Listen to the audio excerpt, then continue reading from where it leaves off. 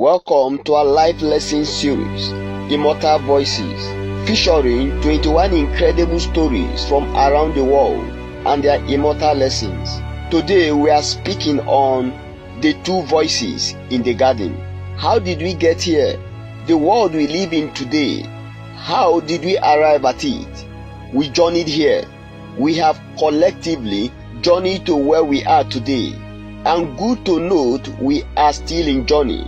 God spoke to his man, Adam, live this way, avoid that path. It leads to something that has not been experienced before in the Godhead, and it is not my will that you experience it. Satan came afterwards, spoke to Adam through his bride. God just lied. Follow the path he warned you against. That's the proper way. You will rise to maximum potentials, becoming gods. Adam followed the second voice and the second way. There were two symbolic trees in the Garden of Eden to represent the two lives existing in the spirit realm. The choice was ours. We believed Satan, followed his speakings, and so we have journeyed here. This is how we arrived here, conveyed here by the words we heard and believed.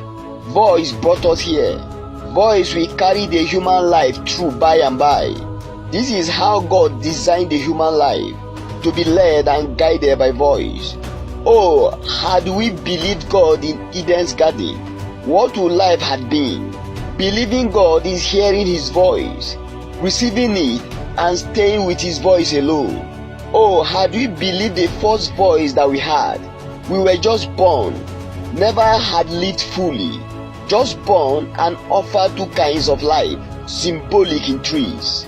The good life ordained by God and the wicked life ordained by Satan. We went for option 2, never tasting option 1. Man never lived before the fall. He never tasted the life he was offered in the tree of life.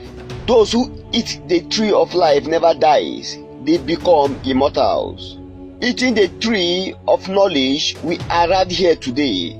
He then tells us the symbolic content in that tree is this present evil world that God warned Adam about. The life we have in Christ today was the symbolic content in the tree of life as well. Glory to God. Option 1 is back on the table, as we hear in John 3:16. For God so loved the world that he gave his only begotten Son, that whoever believes in him shall not perish, but have everlasting life. The two options are back on our tables today: the life of the Son of God or the life of the evil one. Each choice will take us on a journey, either to everlasting life with God or to everlasting destruction from the presence of God. Voice is the ignition for the journey. Who you believe? Prophet Isaiah cried out, "Who has believed our report?" Our report is our voice. Our report is God's report. There is everlasting life in Christ Jesus. He laid his life down in our lives so we can start out a new life living his life. The Lord Jesus died on the cross, another spiritual symbolism. There he equally laid down his life in our lives to become the new life of man on earth. There also he received our rebellion and our condemnation, the old life of sin, and laid it back down into Satan's life to take back what he gave man by deception in the beginning. The cross is the great interchange. Man got his intended life from God as ordained in the beginning. Satan got back his life that he gave man in the beginning. Man now free. Satan now standing in the full condemnation for all the evil ever done by man on earth. Scripture teaches us in John chapter 16 verse 11 that the Holy Spirit is equally given to let us know that Satan was fully judged on the cross. The Lord Jesus paid for our sins, thereby transferring the eternal punishment from us back to Satan for all the evil done in the world. For as long as eternity exists, someone must be carrying the punishment for sin eternally. That someone is no longer man but Satan. And all people who will consciously choose to sympathetically stand with him through a life of sin. This is the great interchange. We have our life back, and it's so simple. It's simply going back spiritually to the beginning to believe the first voice we had. Eat the tree of life in Christ Jesus. Voice answering to voice, we have journeyed here and still in journey. Friends, note this.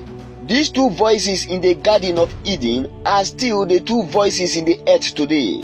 There is no third voice.